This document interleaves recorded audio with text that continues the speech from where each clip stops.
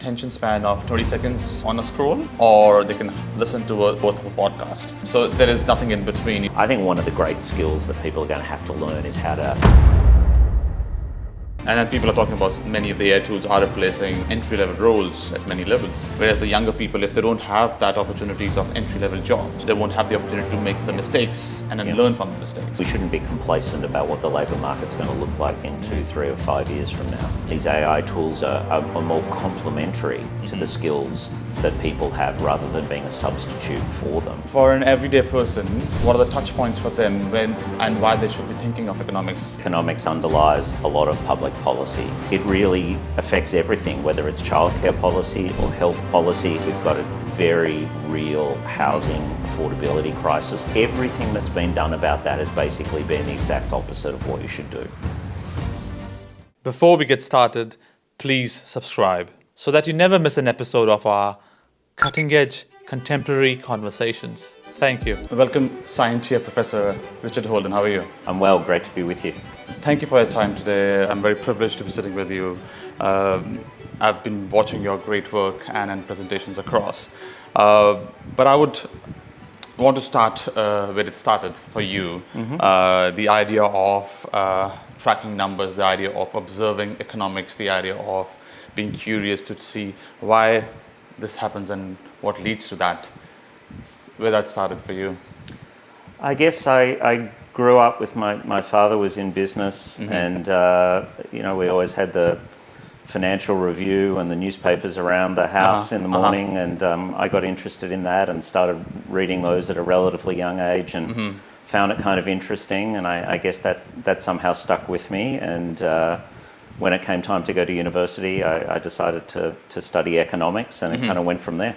Understanding of the word economics for a general public is limited to cost of living pressures whenever it comes to them.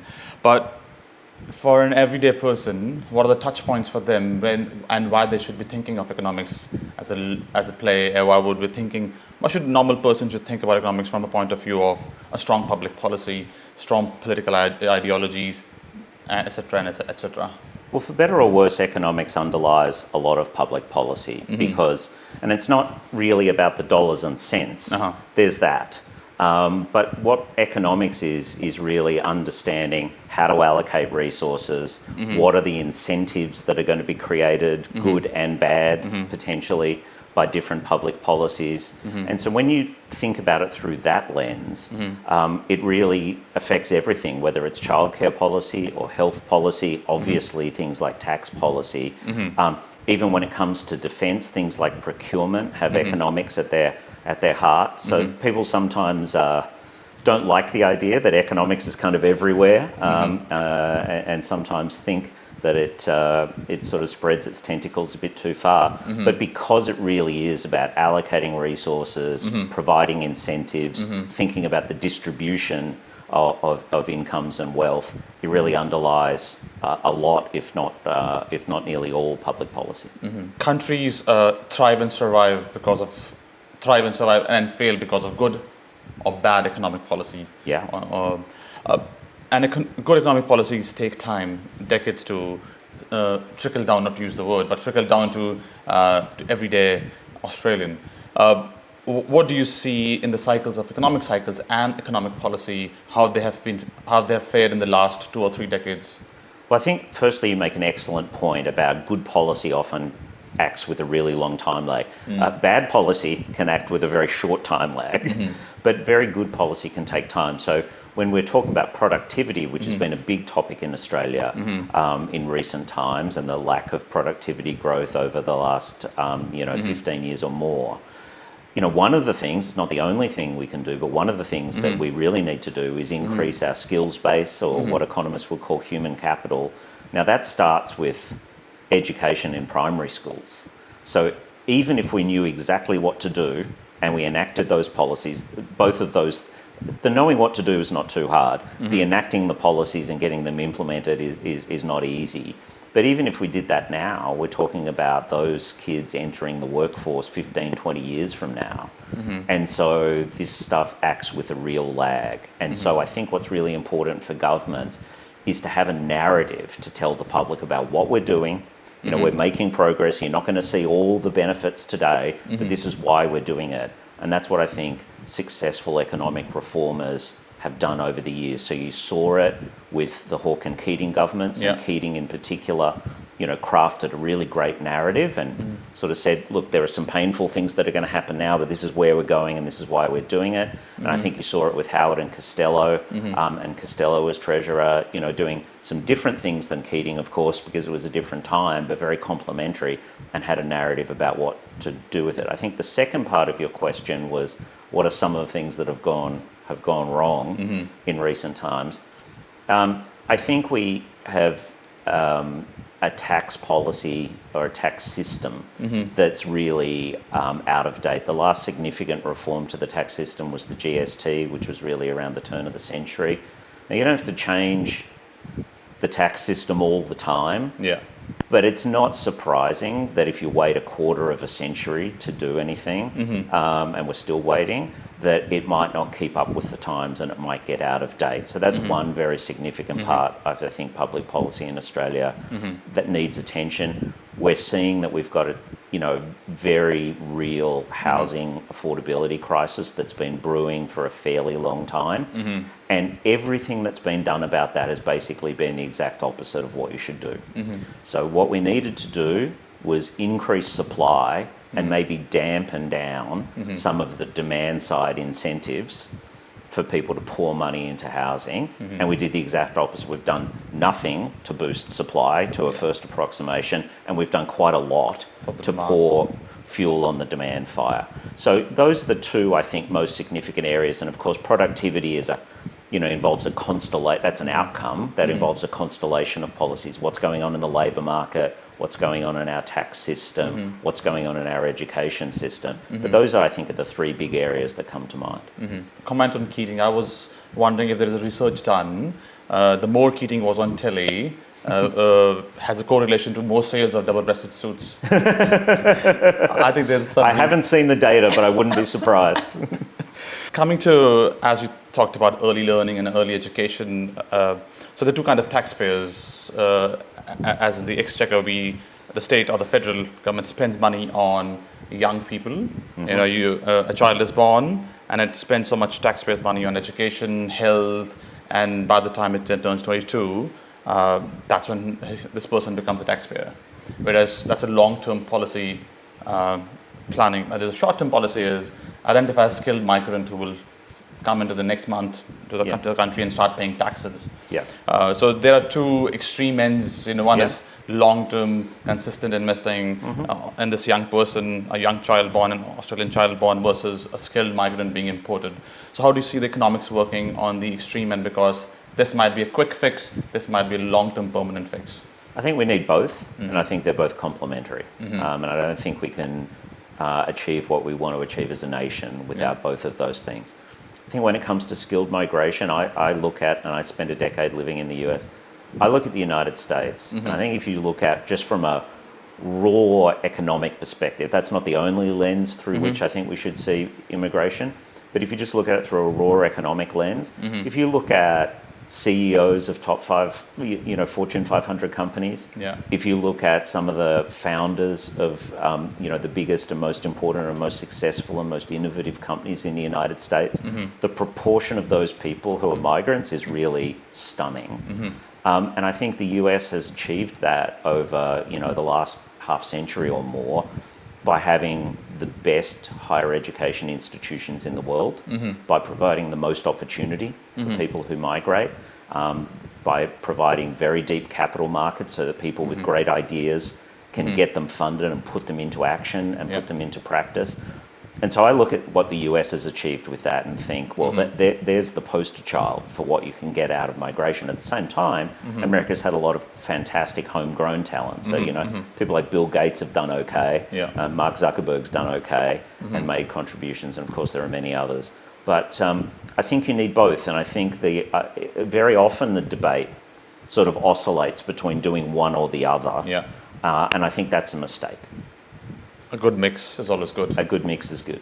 As we talk about broad education outcomes, you could see the numbers in literacy and numeracy are, in comparison to OECD countries, are going down across all states and territories, depending on some postcodes. When you track some high-end schools, you might see an upward trend, but typically on an average, it's going down.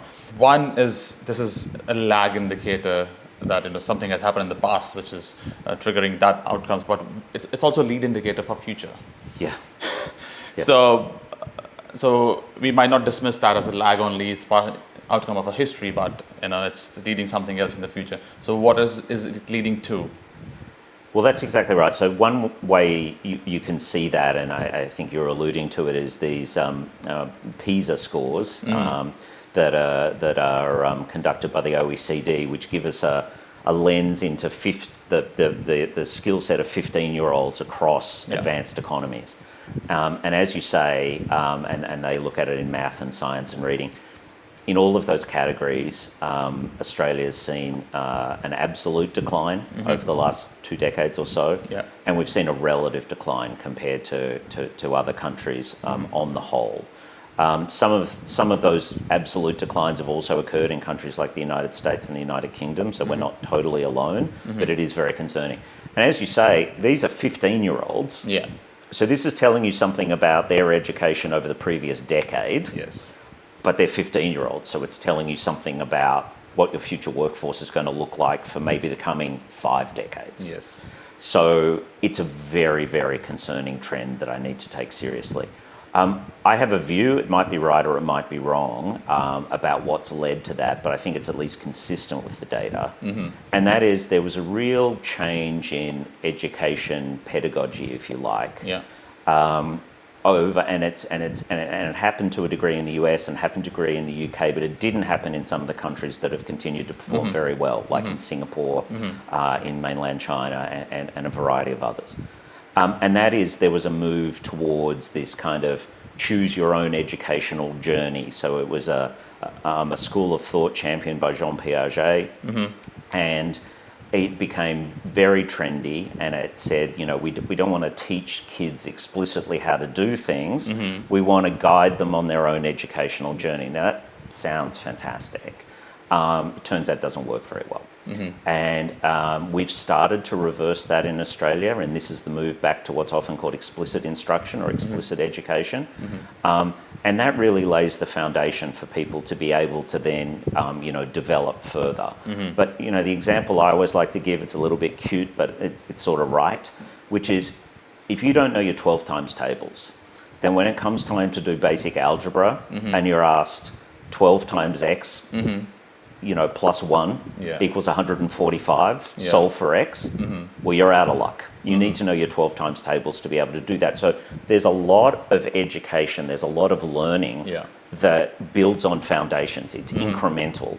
And if you don't have the foundations, you're stuck and you can't progress. And not only can you not progress, it's incredibly dispiriting for students to not be, to just not be able to do things. And that very naturally leads to a lot of students saying, well, I'm not good at this, I guess, I'm going to give up. So it has really, really bad effects. So I'm pleased to see that we're moving back towards, we see it in phonics, we see it in other areas of the curriculum where they're emphasising explicit instruction. I think that's a very good move. It's still got to be sort of rolled out and implemented across the country, and then it's going to take a long time. But, it's better to do it now than wait another decade. Case studies from the US in which they are providing primary school kids AI tutors, and the AI tools are meeting the student where they're at in their education journey, whether it's literacy or numeracy skills. And which is more focused, it's like one-to-one teacher, and they're spending probably a couple of hours a day on the screen with the tutor, and then more time doing other things which are more tactile, sports-based, and then going in the labs and all that stuff. So do you think that kind of tools can lead to create more one-to-one learning and meeting the students or pupils where they're at in terms of the learning journey and helping them go in that sequence? I think they're very, very promising for a reason I'll talk about in a second. I think it's too early we haven't really seen careful causal evidence on what they're leading to. It's a bit too early to say, but they seem very promising. And I think the reason is, look, I've never taught in a primary school or high school classroom. I've taught in a university classroom quite a bit. And I know just at a university level, you have a lot of very good students, but you're always going to have a distribution of students. You're going to have some, middle of the pack students. You're going to have some very strong students. You're going to have some slightly less strong students. And trying to teach to all of those people all at once is very, very challenging. If you teach to the middle, then you're going too fast for the slightly less strong students, and you're at risk of boring the slightly stronger students. The ability to try and tailor education to where, as you said, meet the students where they are and where they're up to, I think is incredibly promising. And obviously one person standing up in front of a room is going to have a pretty hard time doing that. I mean, you try, right? You try and sort of make sure people have got the foundation, and then sort of say, and you can see maybe where this is going and stretch it. But I mean, I don't envy people who are, who are trying to teach primary school or high school mathematics or something like that to a diverse group of people. Now, you can have different classes and different streams, but even within that, it's very challenging. So I think these tools show the promise of being able to be very effective. I've been trying to play with offline large language models on my own servers. So 2 years ago, when we were looking for large language models, there were 1 billion parameters. Now I can find 200 plus billion parameters language model, which means the hardware is not keeping up with the compute power I need to run that large language model. For a home-based server or a workplace-based server, I'm not Meta or something, but still I was trying to play with large language models. The way it has evolved, the exponentiality of evolution of how fast the software is growing, which it is giving a lot of skills to younger people who are experimenting. So it's the old school idea of learning by play. So still AI is doing most of the hard work in terms of research and picking up stuff, but I'm playing with the tool. So I've learned to use and prompt engineering through play. Do you think that skill of being playful whenever you're learning a new skill is very critical, and that defines the end outcome as an economist? I think there's two aspects to it that you rightly point to. One is it being kind of fun and enjoyable, and that's good. And if you're exploring that, for a lot of people is often quite fun. I think the other thing is this kind of idea of experiential learning, and I think that's often very important. So, I think that's an important aspect of learning. And then people are talking about many of the AI tools are replacing entry-level roles at many levels, and most of the university education part of it will provide an entry-level jobs. You get qualified. And back in the days, because I know stuff, I can prompt well because there have been contributions to my career through my managers. I did internships, and then people have trained me that told me what's wrong and what's right. So there was a lot of mentoring gone into me to understand today what is wrong or right. So that I can ask the right question, I can qualify or disqualify what's the output. Whereas the younger people, if they don't have that opportunities of entry-level jobs, they won't have the opportunity to make the mistakes and then learn from the mistakes. I mean, that's the concern. I think the current evidence, and we shouldn't be complacent about what the labour market's going to look like in 2, 3 or 5 years from now. I think the current evidence is that on the whole, entry-level white-collar jobs are not being replaced by AI, precisely because, or at least in part because, companies know that they're going to need people 5 years in who have a different kind of skill set and who have learned. And fine, you can get rid of first year graduates now, but then 4 years time you won't have the 5th years in order to do it. So I think if you look at a lot of the professional services firms, you're not seeing those entry level jobs going away. I think the other thing is that often these AI tools are more complementary to the skills that people have rather than being a substitute for them. And so that's why we, certainly at UNSW, really emphasising making our students very AI capable and ready to be a complement to those tools rather than potentially a victim of being substituted by them.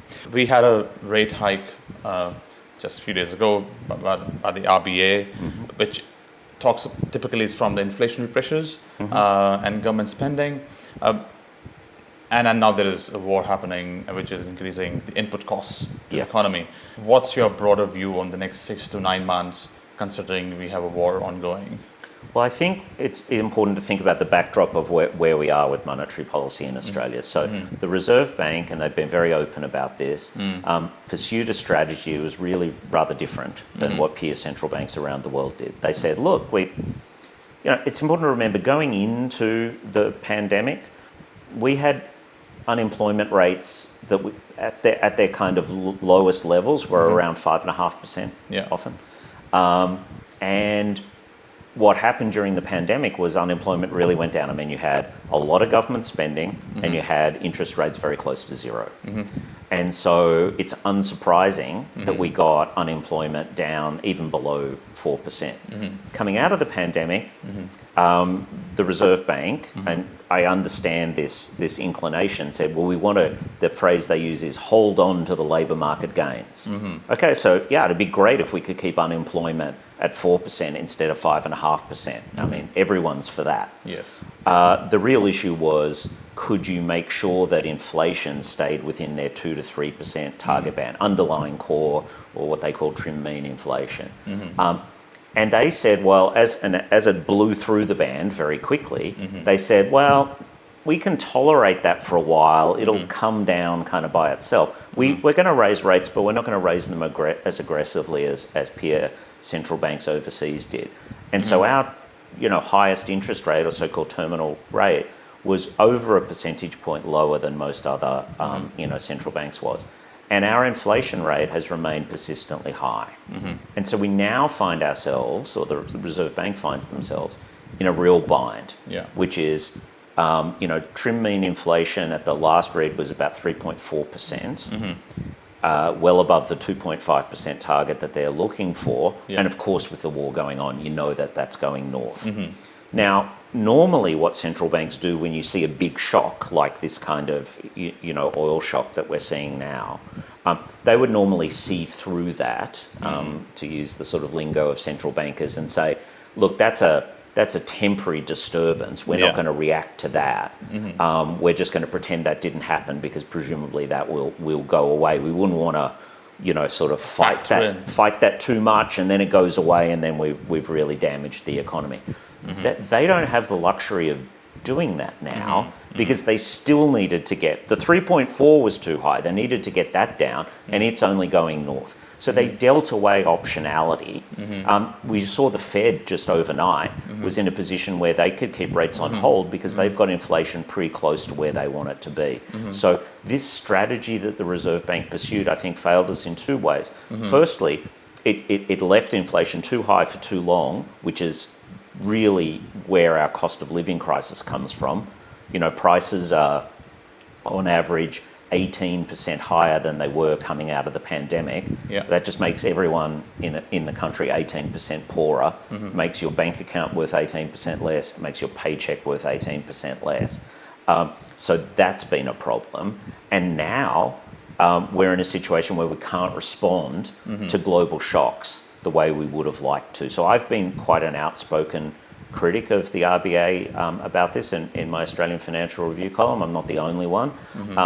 But I think it was pretty clear from the start. I mean, this isn't hindsight talking. There were a whole bunch of folks, and I was one of them, who said right at the start, this is going to end badly, and unfortunately it has. One of the lessons people learn from war is they want to be more isolationist in the mindset, or how might we be more decouple the economy by global factors in many ways, or to produce the basics in-house because you have everything in the ground.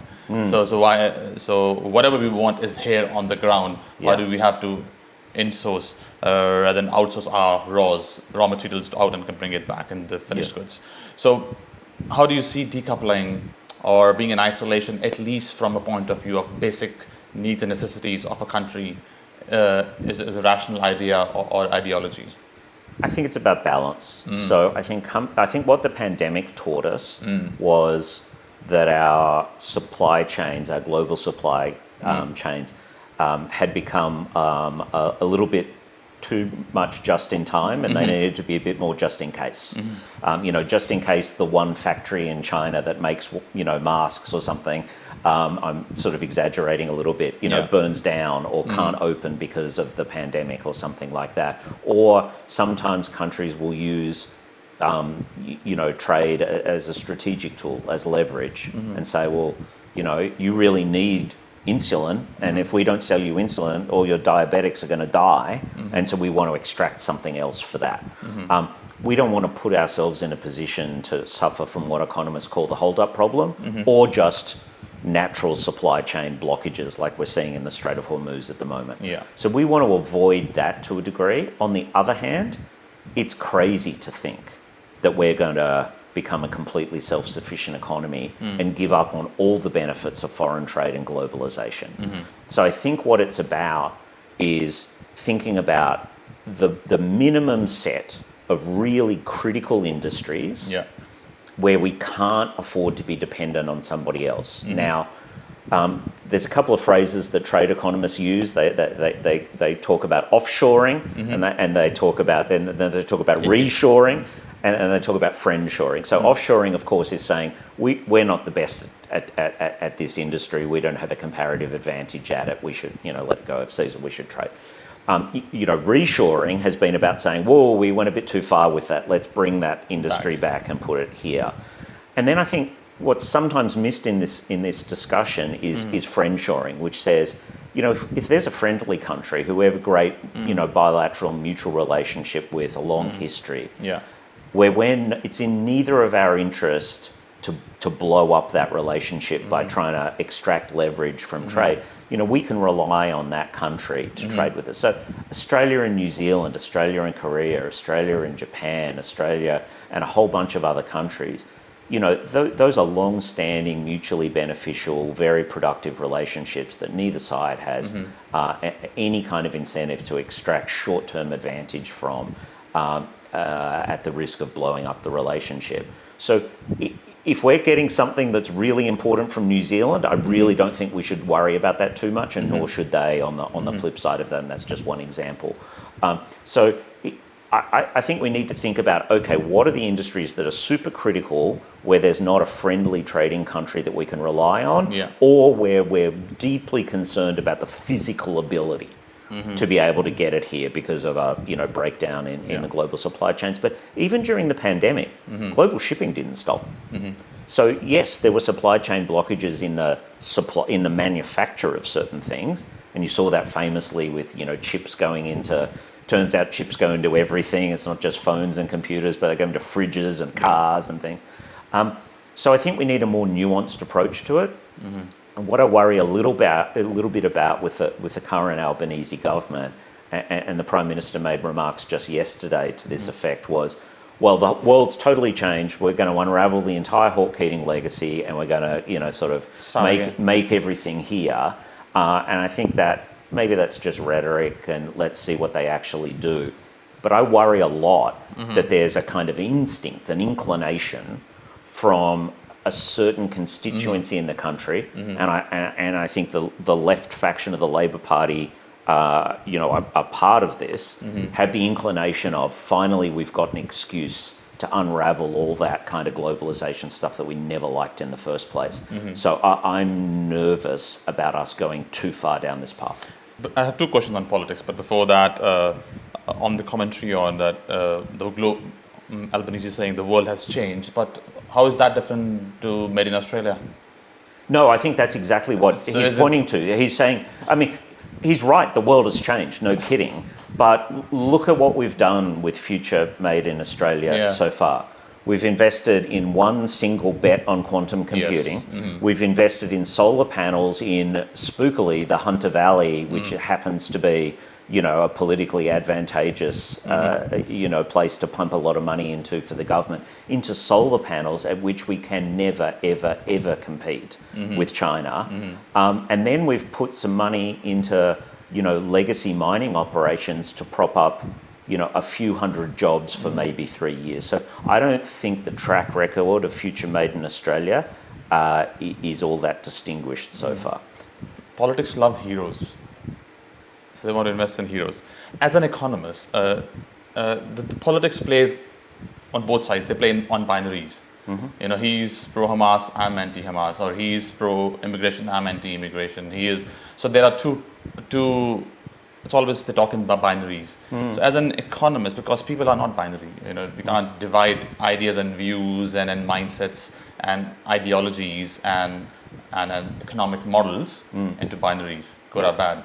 So how do you see the politics of binary functioning, fledgling, failing, not working at all? It's waste.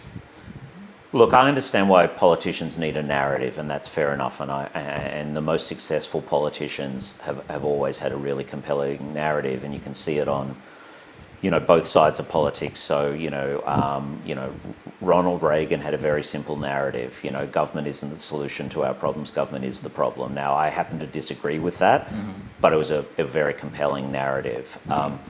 Bill Clinton had a very compelling narrative, one that I tend to agree, more with. I think that, Barack Obama had a very compelling narrative, one that I tend to agree more with. So I don't begrudge them that. That's the game. And it would be stupid for me to say, why don't you just tell us what you think in plain language or something like that? I mean, that's just like not how it works. On the other hand, one development that I think we've seen in the last couple of decades really around the world is this idea of, if that side's for it, I'm against it. Even if I promoted that policy at the last election or I really believe in it. So one shouldn't get too carried away with this, but a lot of the Hawke-Keating reforms were actually supported by the opposition when John Howard was the opposition leader. Not all of them by any means, and some were opposed, but some important ones were supported because Howard said, yeah, I proposed that, before. I'm for it, like, let's go, it's good for the country. Now, Howard wasn't acting, without any reference to self-interest, but that seems to have gone away totally. And in Australia, and I think we can trace the beginnings of that to Tony Abbott, who just said no to everything. It was just like, no, I don't care. I'm not giving you a win. I'm not giving you an inch, even if I agree with it. And I think in the United States, you can trace it back to when, Newt Gingrich was Speaker and Clinton was President, but it was perhaps most vividly on display early on when Barack Obama was elected President. And I think it's well known now, I think it's a matter of public record, that Republicans looked at him and said, this guy's like a once-in-a-two-generation political talent. Yeah. If we let him have any win, any success, then we're toast. So we are just going to, say no to absolutely everything, And they did that. And I think the politics of no is very destructive. I also think that the public don't like it and are fed up with it. And so I hope that what we'll see is some politicians come in and say, yeah, those guys, they're our opponents, but they're not the enemy, and they've proposed something that we think is good for the country, and we're going to support it. Good for them. Now, I guess maybe that's why I'm an economist, not a politician, because that's some Pollyanna-ish view of things. But I do hope, and I certainly wonder whether there isn't actually political advantage to being a bit more constructive than a lot of politicians currently are. Probably you like to deal in facts. That's why. As I said, I don't begrudge them a little bit of spin, but I think a few more facts injected into the political system would benefit everyone.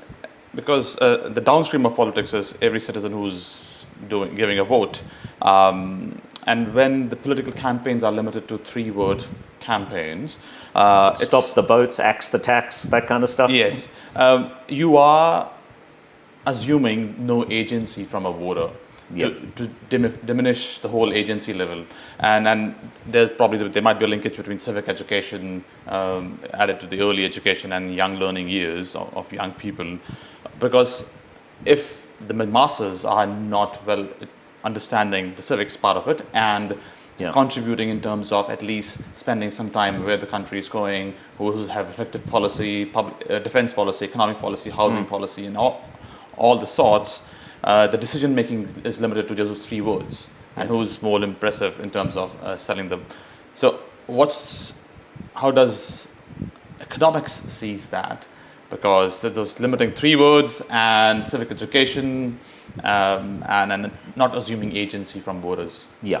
I think the kind of three-word type stuff infantilizes the voters and it treats them as stupid. And I don't think that's the case at all. I think voters are smart. On the other hand, and this is an emerging area of economics, some of my research is on it, is you could call it the attention economy. And there's a lot of work going on this across the quantitative social sciences, which is people are really starved of attention. There's the simple fact of if you're a single parent raising 3 kids, then you're probably not spending like an enormous amount of your time, sitting down and consuming a lot of news. You just don't have time for it. You're trying to make ends meet and you're trying to take care of your family. And you can't expect people to say, well, I'll have the luxury of spending 2 hours a day reading the news and things, so that people like you and I have a little more advantage, a little more opportunity to be able to do.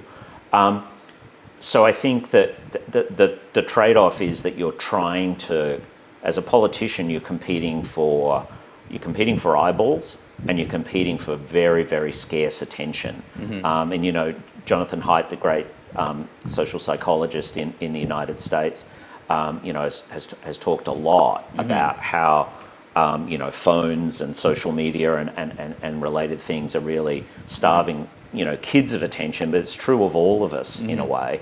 And so politicians used to compete to a degree with other politicians, and maybe they were competing with the football or the cricket or the netball or whatever. Now they're competing with, TikTok and doom scrolling and Facebook and goodness knows what. And so I think those are the two competing forces. The three-word slogans treat people like imbeciles, and that's bad, and also ineffective. On the other hand, you don't have a lot of chance to grab people's attention. And so, some 25-page policy white paper is probably going to be a lot less effective than some slogan like earn more and keep more of what they earn or something, which I think if I hear again, I'm going to vomit. But, as they say in baseball, you can't boo a home run. It's probably pretty effective. When Chris Bowen comes every time, so if anybody starts whichever member of Cronulla or wherever, he says, in the electorate of Cronulla, there were 5,000 solar panels installed on the ceiling, roofs and all of that stuff. So he goes on to everybody who asks that question to him. So why can't we have long-form arguments? Why can't the politicians explain the reasoning of that policy in a longer format? Why it has to be oversimplified? I mean, I think there's this is only a piece of the puzzle, maybe a small piece of the puzzle, but since you sort of pointed to it, I think question time in Australian Parliament is a disgrace. And I watch it more than most people. In fact, agree with you. More than Same here. almost anyone who's sane watches it. But I contrast it with Prime Minister's questions in the UK, which I don't watch nearly as much. And I'm not saying that's kind of Athenian democracy at work or something, but it seems to work a lot better, and there doesn't seem to me to be any systematic or institutional reason why that's the case. We obviously have very, very closely related institutions. So I would like to see it start with reform of question time. So one of the challenges I would lay down to a new government coming in on either side of politics is to do something really bold, which is to say, we're not going to take any Dorothy Dixes. Yeah. Okay. We're not afraid of what you've got to ask us. Yeah. Over to you. You've got it for an hour. Bring it on. And I think the Australian public would reward that. I think they would say, wow, that's really brave. Yeah. Good on them. But again, this is probably why I'm an economist, not a politician. Going on to the attention economy, you talked about a classic example of people these days. Either they have an attention span of 20 seconds on a scroll, or they can listen to a 2-hour worth of a podcast. Yeah. So there is nothing in between. Either too short and too long version of attention. So one could give attention to it longer. So how do you see that extreme ends of attention being placed with people? Yeah, it's a very good point. I think one of the questions we should ask ourselves is why people can pay. Why can people sit down and do Joe Rogan every day? I must say I don't, but what's that catering to, and how is that possible? I think it's because it's tapping into something that people really need. I think one of the skills that people, are learning themselves, but are going to have to learn more over time. And I don't know how we instill this in young people, but I think it's going to be really important, which is protecting yourself against companies trying to grab or media trying to grab your attention. Yeah. I think, and there are ways to do this. You silence your phone, or you turn it off, or you put it in a Faraday bag, or you do whatever. I myself go for, and I'm terrible. I'm constantly like looking at my phone, and just while we've been talking, it's been buzzing like crazy, and I have to have restrain a physical reflex to pick it up. So I'm terrible. But the one time I'm really good is very, very early in the morning. I go for a one hour walk with a freshly made cup of coffee and listen to podcasts. And during that time, nothing is going to distract me. I won't take a phone call. I won't look at a text message. I won't look at an email. I tend to go early enough that I don't get that many during that time. But that is a time that I contrast with the rest of the day, because that's like a protected space. It's about 50 minutes to an hour, which feels like the right amount of time to just focus on one thing. So that's my very imperfect way of doing it in my day. I think one of the great skills that people are going to have to learn is how to play defense against the attention grabbers. So I suspect that there'll be a whole lot of work in social psychology about how to do that, and a whole lot of practical tools that are developed to help people protect themselves in that way. I want you to give your views on the economics of defense or war. Is there a correlation between a thriving and growing defense industry in a country with the number of wars you go on to? Is there a correlation between those two, and what's the economics of war globally as well? I don't think we really know the answer to whether more defence spending. We want to know the causal effect, not the correlation. If there's a war, you spend more money on armaments. I mean, that's very natural. So I don't think the US spending more on armaments caused World War II. That's pretty obvious that didn't happen. But World War II caused the US to spend more on armaments. So I don't think it's easy to tease apart the causal effect of that. I think we're living in a world where more defence spending is just a necessity, and we're seeing that in Australia. And whether you think AUKUS is a good idea or a bad idea, and I'm very far from an expert on that, increased defence spending is necessary. Now, it can be necessary without us thinking, and we can say it's good policy, without thinking it's a good economic thing. Buying car insurance is a necessary thing to do. Yeah. But I don't know anyone who, when they buy their car insurance policy, starts popping champagne corks and says, "That's awesome, I really like." It's just money that you don't want to spend, but you really should spend. You have to spend. And I think sometimes in the debate we get caught up in this kind of very, very rudimentary economic argument, which is, but that's more money going into the economy, and that'll create jobs. And it's like, yeah, but what could you have been spending that money on? And that's not, you could have been spending it on more hospitals or more schools, which maybe you could have. Yeah. But you could have been spending it on other things, or you could have been not spending it at all and not having as high a tax burden and things like that. So I think we need to distinguish between necessities and sort of celebrating the spending. How do you see economic growth linked to the regulation, how much regulations we pass versus how many regulations we can, or we take them off the table? We have way too much red tape and way too much green tape, and these regulations make everything slower. So you look at housing, and you look at the amount of time it takes to build a house in Australia.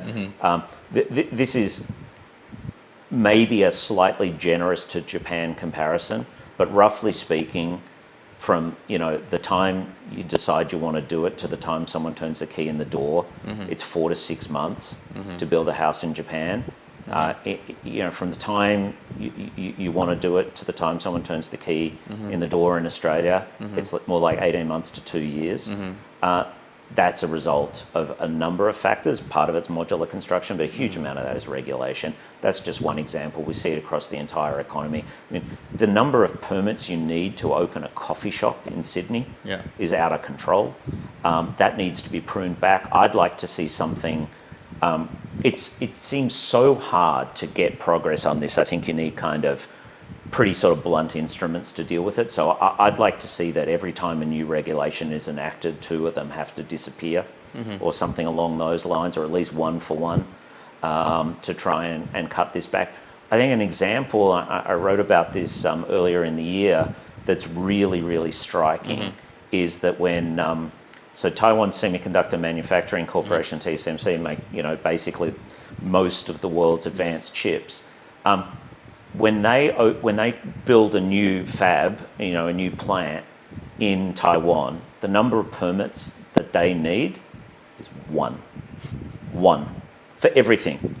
For everything. No environment permit. No it's land all permit. rolled. It's all rolled into one, and it's done. And there you go. And when they tried to open the same stuff in Arizona with a lot of government support from Joe Biden and the CHIPS Act and everything like that, that number was in the tens and tens of thousands. And they really had to grapple with that, and it made them take a lot longer to get things going. Now, I'm not saying regulation is bad. I'm for regulation. But, when things get out of control, when there's duplication between different layers of government, that's when things get slowed down, and it hurts productivity and it hurts economic growth. How do you feel about the idea of being sovereign in terms of AI? Look, Australia is never going to invest the hundreds and hundreds of billions of dollars or trillions of dollars to have a foundational model like, Anthropic's Claude or OpenAI's ChatGPT or Google's Gemini. That's not going to happen. I don't think that's what anyone seriously proposes, although sometimes I've wondered. I think the idea that we will have smaller models that are tailored towards very specific applications that use sovereign Australian data is something that will and should happen, and I would like to see that. And there's some precedent for that overseas. So I think that is something that the current government's AI plan, I think, sort of provides at least a road towards getting to. And I think, if we're going to train models on ABS data, we're not going to let that go overseas. That should and should remain in Australia. That will also help keep AI talent, which we have a great reservoir of in Australia, but we risk losing if we have no way for those people to exercise their skills in Australia. They'll go elsewhere, and we don't want to. Once that talent goes, it's very hard to get back. So we don't want that to happen. I think the other area where we really need sovereign capability is in terms of compute, and we need sovereign compute. And our computing infrastructure in Australia was really, built for a pre-GPU time. And I think we need to make a pretty major investment in sovereign compute as well. Now, that's not to say that people aren't going to use Amazon Web Services and a whole lot of... For sure I do, and now I'm not exactly the highest end user, but of course we're going to use foreign cloud computing suppliers. But again, I think there are certain applications for which and certain situations in which we want to have sovereign compute. So that's the area, that's the direction, I think those 2 directions I'd like to see us move in. One of the probably bottlenecks for high compute processing sovereign requires a lot of energy production. So how do you see, because our energy demand and on the supply side is focusing only consumer demand and industrial demand, but not thinking about probably the compute requirement if we have to industrialize in this new wave of industrialization through AI and computing. So we need to produce more energy and energy surplus. So which means the energy mix has to expand, which means the energy sources expand, energy surplus, it should be the target rather than energy just being enough for the industries and consumers today. Yeah, that's exactly right. We're going to need more energy. So I think we went through a whole period of time before the sort of cloud computing and now AI revolution, which has turbocharged that, where we thought we could kind And of... water as well, sorry. And we'll need water as well. I think we're in a situation where one of the good things is Australia has a lot of water. We were in a situation where I think we thought we could get energy demand to be flat or in fact go down. Mm-hmm. That's just not the world we live in. Energy demand's going up. And I think that's going to have to change how we think about the supply of energy. We need energy abundance. Mm-hmm.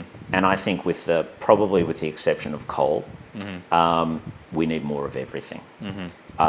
And so I think we need to take adopt an energy abundance mindset rather than a sort of energy reduction mindset, and that's going to be a very big shift. And there's a direct correlation between economic growth and energy consumption per capita. There certainly has been, and I think there are reasons to believe that might get decoupled as you become, a very wealthy society in per capita GDP terms. I don't think that's true anymore, given what's going on with AI. Mm-hmm. In conclusion, if you can give us your views on in the next round of 2 decades worth of economic policy, if you are the treasurer and you find a good prime minister around you who can follow your lead or can follow the ideas, what are the quick economic policies, not quick economic policies, 20 years economic policy you would put in place? Look, I think we need to focus on skills or human capital and skills over the whole lifetime. Mm-hmm. We used to live in a world where it was set and forget, and sometimes once upon a time that set was at the end of high school, and then it became often at the end of university or say TAFE, and maybe eked out into an advanced degree for some people. I think education is necessarily going to be over the lifetime now, and I think we need to think about how we supply that and what that means. I think it's going to be a fundamental shift in how we develop skills and human capital in people. I think we need to understand that we are in a global marketplace in a whole range of different ways. We're in a global marketplace for mobile capital, and we can no longer think that we can just tax capital however we want and expect to keep it here. That speaks to company tax policy. We're in a global market for people talent, and that means we can no longer afford to just rely on the lifestyle dividend that we have in Australia. It's a pretty great lifestyle, and it's a pretty great lifestyle dividend, but there's an old saying, you can only get so much lemon juice out of a lemon, and I think we've got about all we can. We've got to understand that if other places are making it much more attractive in terms of cheaper housing or lower personal income tax rates, at the margin, high talent people are going to go there. And I think we need to really think about Ezra Klein and Derek Thompson's idea of abundance, an abundance mindset across the economy. That means getting rid of too much red and green tape. It means energy abundance. It means housing abundance. It means infrastructure abundance, and we need to really adopt that mindset. I think those are roughly the sort of governing ideas that are going to control the next 2 decades, and it won't be me, but I hope there is a great treasurer in charge with an excellent prime minister to craft that narrative. And I think we were blessed in Australia to have Hawke and Keating and then Howard and Costello, who were 2 great prime minister treasurer teams.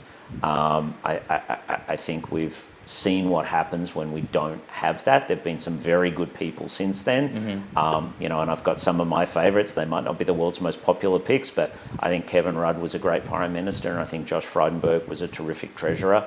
But we haven't had that same kind of longevity, continuity, and partnership, and we really need that. I hope we get it on whatever side of politics. Thank you, Professor. Thanks a lot. Great to talk to you.